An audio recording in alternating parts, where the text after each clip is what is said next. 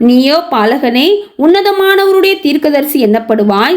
நீ கர்த்தருக்கு வழிகளை ஆயத்தம் பண்ணவும், நமது தேவனுடைய உருக்கமான இரக்கத்தினாலே அவருடைய ஜனத்துக்கு பாவ மன்னிப்பாகிய ரட்சிப்பை தெரியப்படுத்தவும் அவருக்கு முன்பாக நடந்து போவாய்.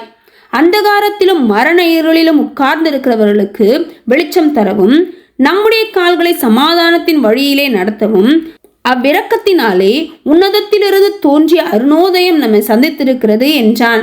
அந்த பிள்ளை வளர்ந்து ஆவியிலே பலம் கொண்டு இஸ்ரவேலுக்கு தன்னை காண்பிக்கும் நாள் வரைக்கும் வனாந்திரங்களிலே இருந்தான். லூக்கா 2ஆம் அதிகாரம்.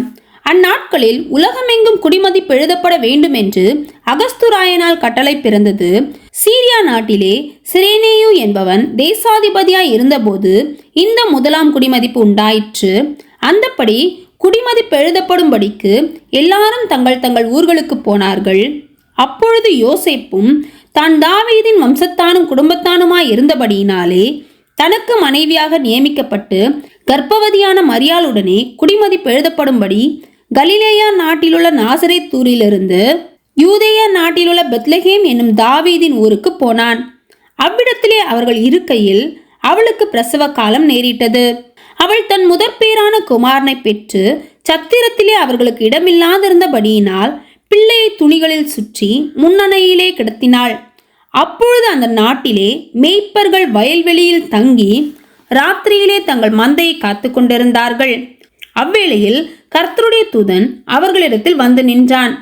கர்த்தருடைய மகிமை அவர்களை சுற்றிலும் பிரகாசித்தது. அவர்கள் மிகவும் பயந்தார்கள்.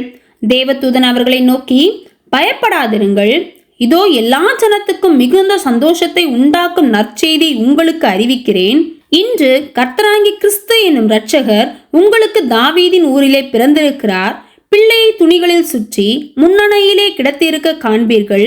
இதுவே உங்களுக்கு அடையாளம் என்றான். அந்த க்ஷணமே பரமசேனையின் திரள் அந்த தூதனுடனே தோன்றி, உன்னதத்தில் இருக்கிற தேவனுக்கு மகிமையும் பூமியிலே சமாதானமும் மனுஷர் மேல் பிரியமும் உண்டாவதாக என்று சொல்லி தேவனை துதித்தார்கள்.